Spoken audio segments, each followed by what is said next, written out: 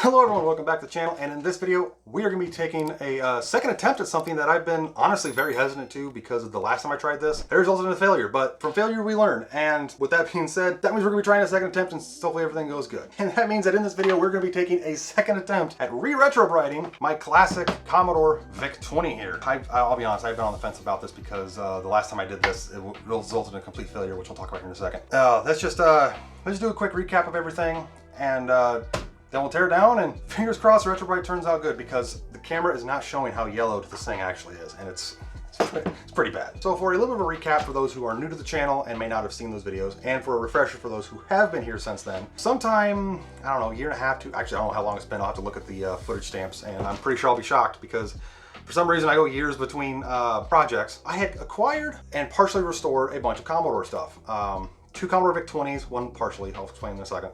A Commodore 64, a 1541 disk drive, and it didn't need restored, it just needed wiped up. It was a 1530 data set. And there was also a lot of other stuff with that video too. But anyway, long story short, one of the Vic-20s was the older 2-prong style power supply, which had the internal 5-volt regulation inside the machine. And this one here, which is the much later, in fact I think this is one of the final tail end of the Vic-20s, that have the much later 5-pin power supply, the same style that the Commodore 64s used. One of them, this one actually was dead. The CPU was not responding, and the Vic-2 chip was not working at all either. So I took the good parts out of the 2-prong one and popped in this one, which I did get some negative comments about, because it's like, well, why wouldn't you want to keep the older, better condition one fully working? And in defense of that, my logic was, well, if I want to switch out machines, like, hey, I'm playing a Vic-20 game, playing some Vic-20 stuff, and then I want to play Commodore 64 stuff later, I don't have to re-drag out power supplies and power cords and that kind of stuff. It's just these two use the same style power supply, so that was my logic.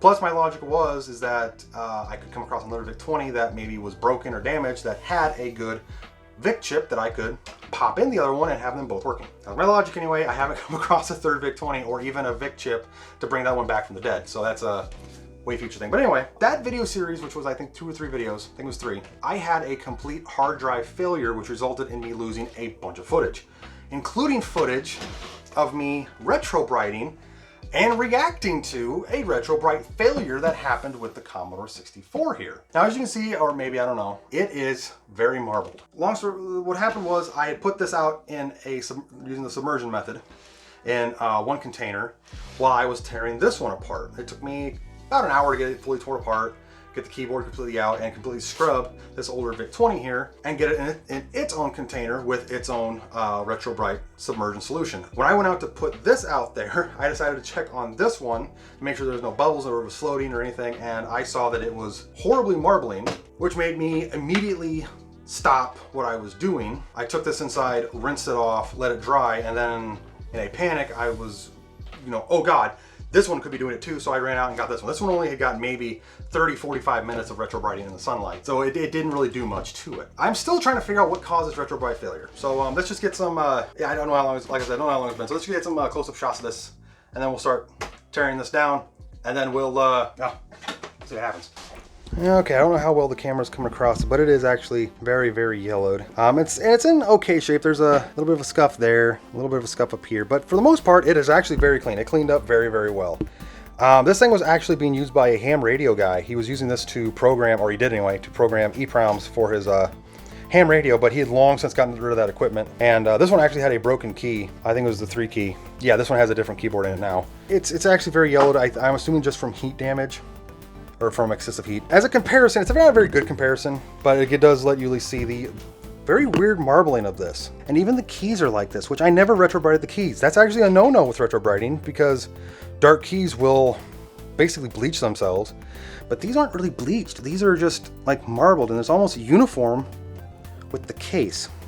I still have no idea what caused this, because usually I see this type of Retrobrite failure and streaking when using the cream method, which I never bought the cream. I only bought the clear developer solution from my local beauty shop, which is a funny story, by the way, on that one. But yeah, not a very good comparison because these two are actually supposed to be different color temperatures anyway, so it's not the best example, but it does show the yellowing to a point.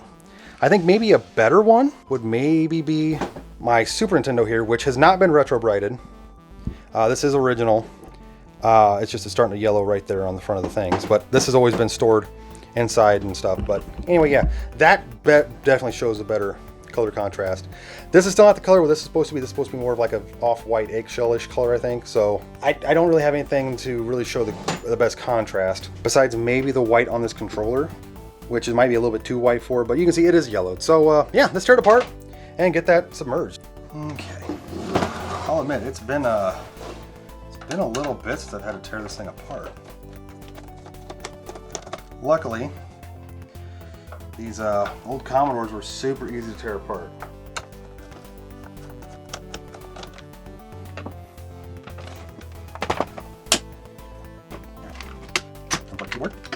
And yeah, I'll just do a quick refresher of this because yeah, this is the oh, the LED bezel fell out. Good. Okay.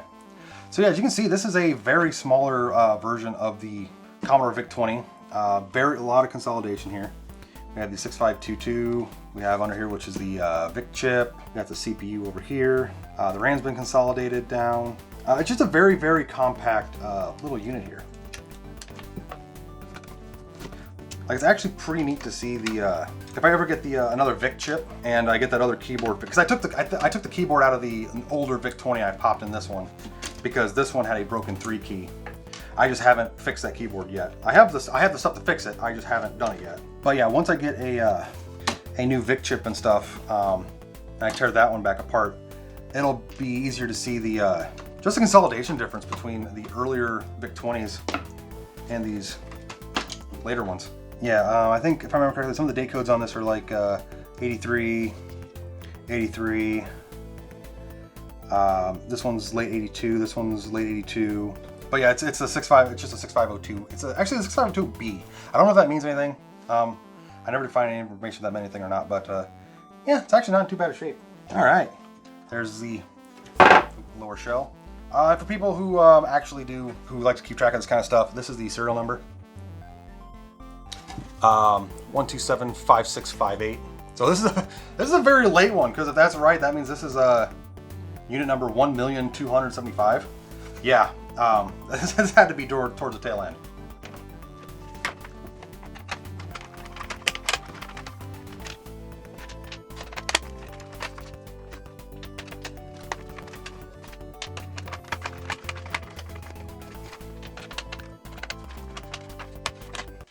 I'll be honest, I've actually been playing, when I get some free time, I have been playing the absolute, before the computer desk over here got all sorts of unorganized, I was playing the absolute crap out of my VIC-20 here. Trying out all the games that I've got. I was actually trying to see if I could find, I want to get the SD to IEC adapter so I can run some other software and stuff, but apparently there's not many VIC-20 software that came on floppy, so it might be a waste there. We have the very nice, I love this keyboard. I mean, it's a little mushy, but it's a very nice keyboard. I got the LED already out because the bezel's kind of, if I remember correctly when I restored this, if I remember correctly, this was kind of broken anyway. So yeah. We're just gonna temporarily put this back together with a single screw. That way I can just submerge the whole thing and use something weighted in here to kind of keep it down in the water. So let's go submerge it. Unfortunately, I decided to not check the forecast. I didn't realize it was cloudy when I started to do this, but I figured that there'd be enough sunlight to at least do something with it. So I decided to go with it anyway.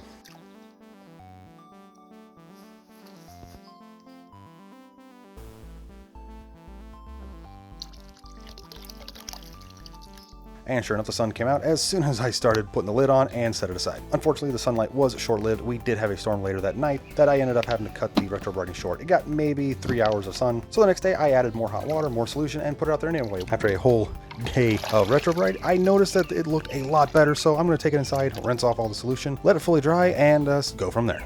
And after drying for a couple days, wow, this is a striking difference. I'm actually blown away by how just the change in appearance this thing was. I don't know if the camera's really going to fully show the color difference here, but that is outstanding. That looks so much better.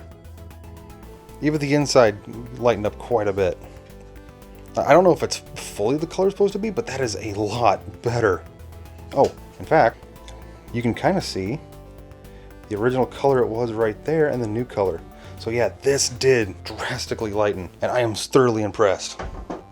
All right, let's get this thing back together and compare it to the C64 and the other stuff I compared it to, because this is a striking difference.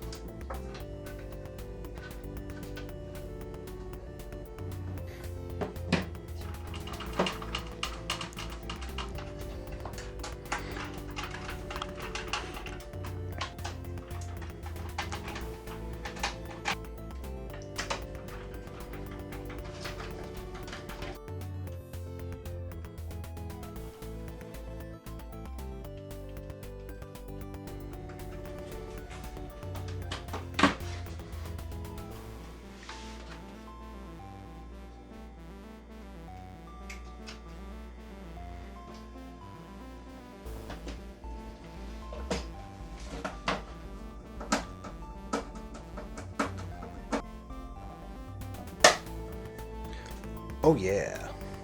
And yeah, that is looking so much better.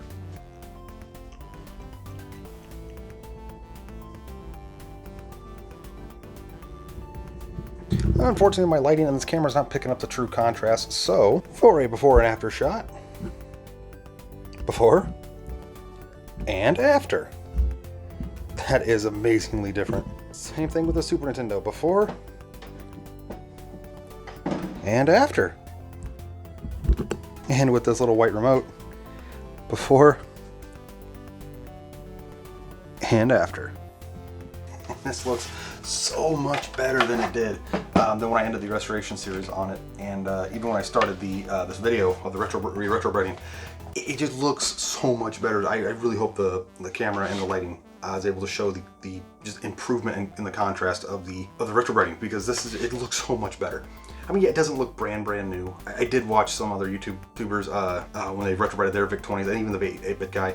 And it's like a general consensus. They're kind of like supposed to be like light cream color off white, and that's about what this is now. I mean, it's not perfect. I'm sure if I left it out in the sun a little bit longer, I mean, it was out there for what, a full day, I think, just in the sun and the heat, and it came out a lot better. I'm actually surprised by the just almost drastic change just in the time that I was checking on it off and on. So yeah, it's not perfect, but it looks a heck of a lot better. It's gonna look a lot better on a shelf, and it's also gonna look a lot better when I have it set up correctly the way I want it to. Unfortunately, I don't know where the power cord is for this or the C64, so I can't really, play any games to prove that it's still working, but I will rectify that once I find it.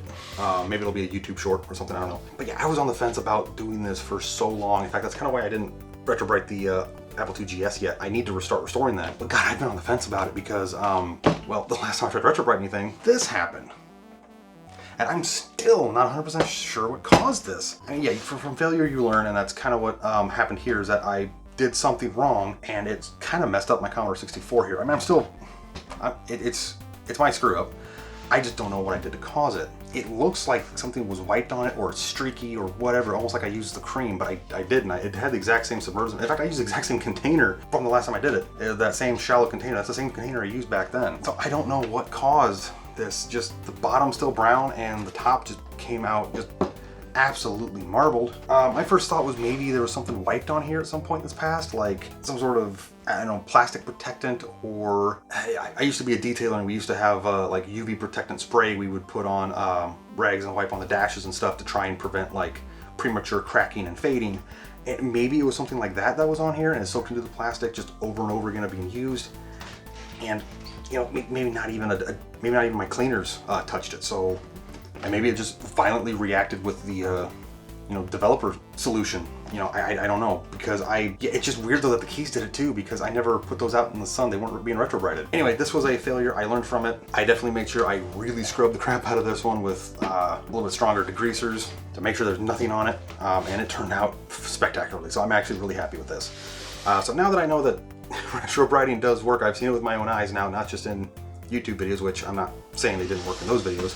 I'm just saying, me personally, my attempt completely failed. But now that I've seen this actually has completely worked, now I can, well, I have no problem moving on with trying to restore and retrobrite some other stuff, like my Apple II GS. I want to retrobrite the monitor that's on my top of my Apple II right now. And I do have a couple PC towers that are very yellow that could use retrobriting too, but this was a lot of fun. I'm glad it turned out the way it did. I admit, I was crossing my fingers the entire day. This was day or whatever when this was out the retrobriting. So yeah, with that being said, thank you all for watching this video. I really hope you enjoyed it.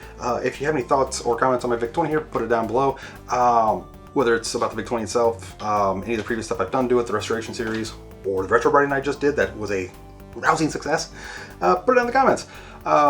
Especially if it's anything like you have any ideas of other retrobriting techniques or anything like that, because, you know, I love to learn new things, so might be something to check out in the future. If anyone is seeing this and may have seen a retrobrite failure like this, or if another YouTuber like, say, LGR, 8-Bit Guy, Ancient Electronics, Adrian Digital Basement, if this clip's ever, you know, cut and shown to them, and if any of you guys have seen a retrobrite failure like this from the submersion method, if you have any like clues of what it could have been, because the only thing I could think of is some sort of like protectant wipe that just soaked into the plastic and reacted with the developed liquid. That's one thing I could think of.